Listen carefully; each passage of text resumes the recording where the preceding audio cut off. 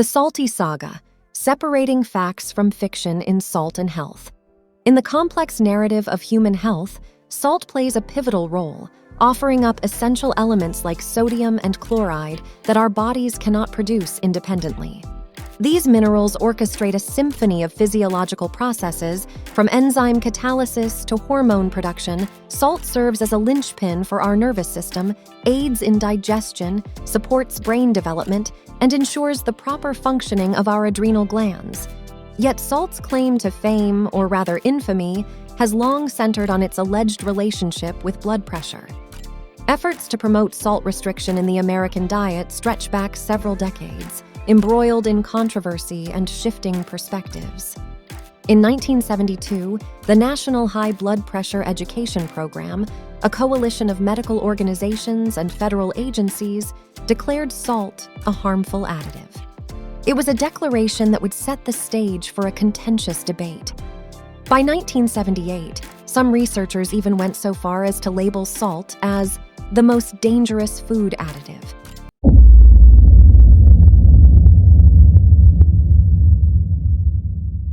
As the 1980s dawned, it came to light that individuals like Kristen McNutt had infiltrated nutrition groups, pushing a no-salt agenda for media attention.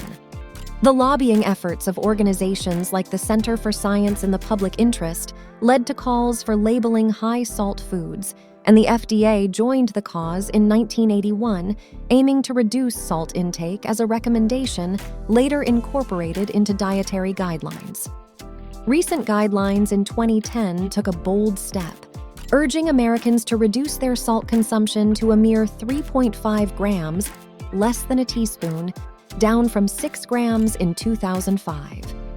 Not surprisingly, major food companies like Kraft Foods and Nestle announced a 20% reduction in salt content in their products.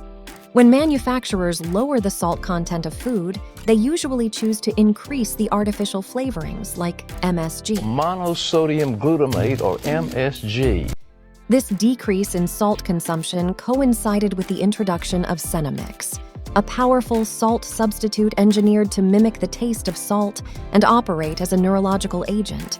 Cenamix's classification as a food product allowed it to bypass FDA testing required for pharmaceuticals, raising legitimate concerns about its potential health implications. Yet, as the battle over salt rages on, recent scientific evidence began to challenge the conventional wisdom. It appeared that universal salt restriction might not be the panacea for health it was once believed to be. A government-funded study from 2010 found that modest salt reduction increased the risk of cardiovascular disease and death, a revelation that sent shockwaves through the medical community. Other studies uncovered a higher rate of cardiac events and death in patients on low-salt diets. Curiously, as hypertension rates continued to rise in the United States, sodium consumption remained remarkably constant, casting doubt on the direct link between salt intake and hypertension. Low-salt diets even came under scrutiny for potentially increasing insulin resistance, a precursor to type 2 diabetes, and causing adverse effects on neurodevelopment and cognitive abilities, particularly in infants. While claims persisted that salt was a hidden culprit behind obesity, metabolic evidence was sorely lacking. Paradoxically, salt restriction, combined with salt mimickers, appeared to drive overeating in an attempt to satisfy the body's salt requirements. The anti-salt campaign, it seemed, had unintended consequences. Doctor, I want to talk about salt. A lot of people have high blood pressure, so stay away from salt. But we need it. Well, salt is an essential nutrient. Sodium and chloride.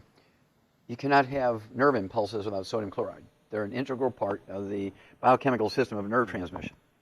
You cannot move water around in your body or retain it in the right compartments, inside your blood vessels, inside your tissues, inside the cells.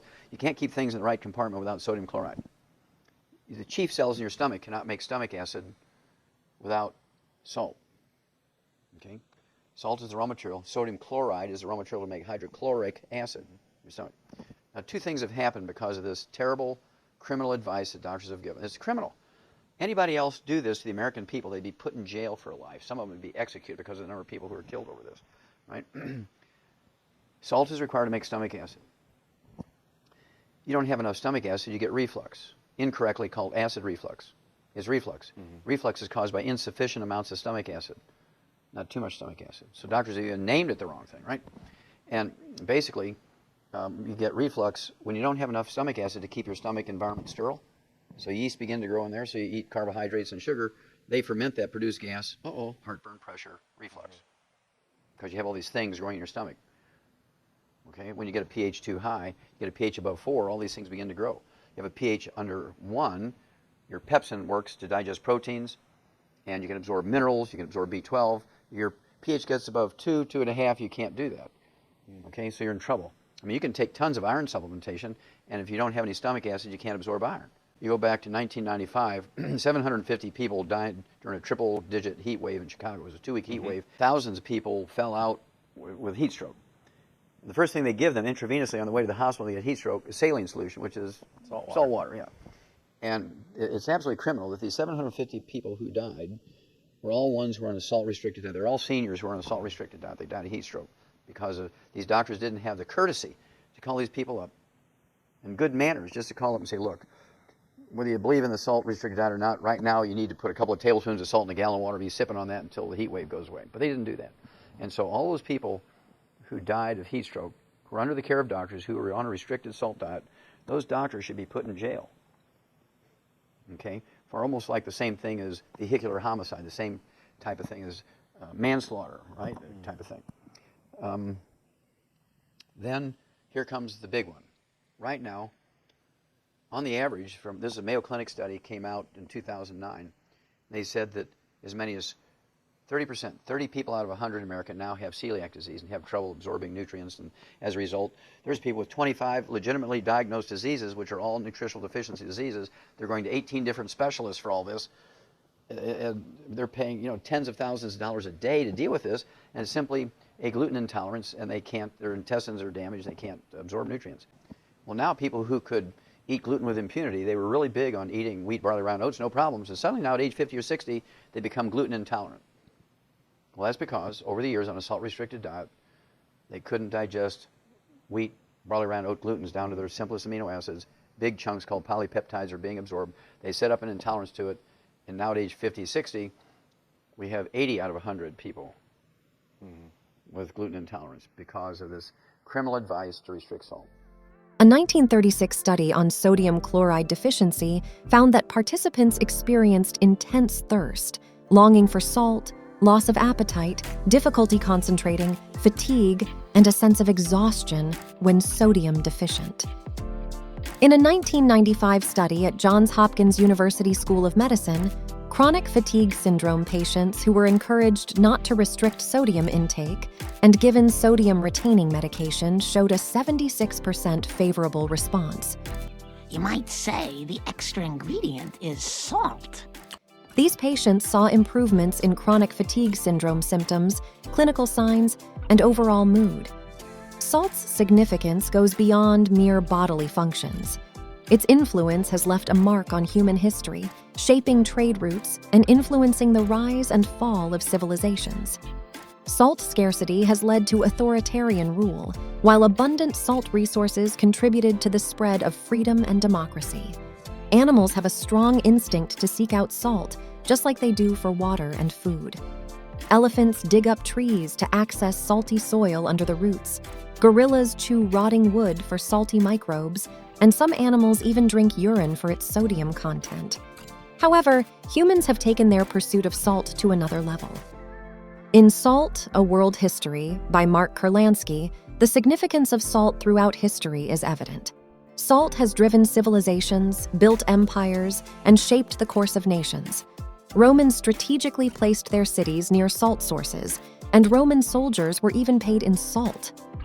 The control of salt determined the fate of British colonies in America and India, as history is rife with conflicts over this essential mineral. Salt is used as a metaphor in the Bible. In the New Testament, Matthew 5:13, Jesus said, "You are the salt of the earth." He added that if the salt loses its flavor, it is good for nothing but to be trampled. Jesus said this to show his disciples how valuable they were, and this saying is used today to describe someone who is of particular value to society. In addition, the preservative quality of salt is in view here to show how the disciples were called to preserve the society and the world around them from moral decay. On another occasion, according to the Gospels, Jesus commanded his followers to have salt within them.